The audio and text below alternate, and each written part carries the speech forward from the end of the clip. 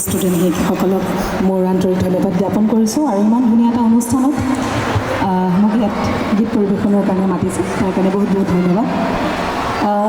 সকলোৱে আদৰি লোৱা এটি গীত, সেই গীতটি শুনাব লৈছোঁ, আশা কৰোঁ সকলোৱে ভাল পাব।